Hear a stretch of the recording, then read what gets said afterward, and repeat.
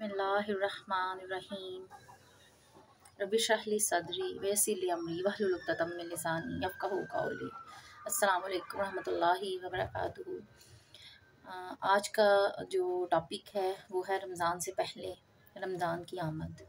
और मैं आप लोगों से एक बहुत नायाब बहुत कीमती अमल डिस्कस करने जा रही हूँ। आप लोगों के साथ शेयर करूँगी एक ऐसा अमल इस वीडियो में जो आपको रमज़ान से पहले रमज़ान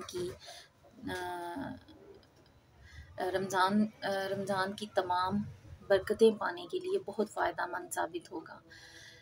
यकीन कीजिए अगर आप इस अमल को कर लेते हैं तो ये किसी भी किस्म के वाद से ज़्यादा सूदमंद है, किसी नसीहत को सुनने से ज़्यादा और किसी किताब को पढ़ने से ज़्यादा आपके लिए सूदमंद होगा अगर आप इसको कर लेते हैं।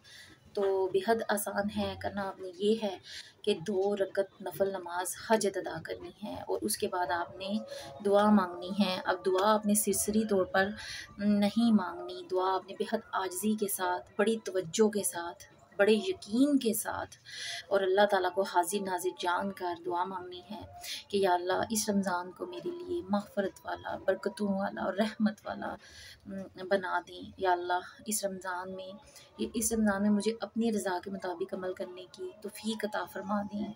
या अल्लाह इस रमज़ान को मेरे लिए कीमती बना दें। या अल्लाह इस रमज़ान को मेरे लिए मग़फ़रत वाला, रहमत वाला महीना बना दें। इसमें मुझे ऐसे अमाल की तौफ़ीक़ दे दें जिससे आप मुझसे राज़ी हो जाएं और मेरे पहले वाले गुनाह भी माफ़ फरमा दें। आपने बेहद शौक़ के साथ, बहुत दिलजमी के साथ, बड़े ही ध्यान से ये दुआ मांगनी है और मुझे बहुत उम्मीद है कि इंशाअल्लाह ये रमज़ान आपके लिए खैर वाला और सूदमंद, नफ़ा बख्शने वाला मैं उम्मीद करती हूँ कि इंशाअल्लाह अल्लाह ताला बना देंगे। और दुआओं में अपनी इस बहन को भी ज़रूर याद रखिएगा। आज के लिए बस इतना ही।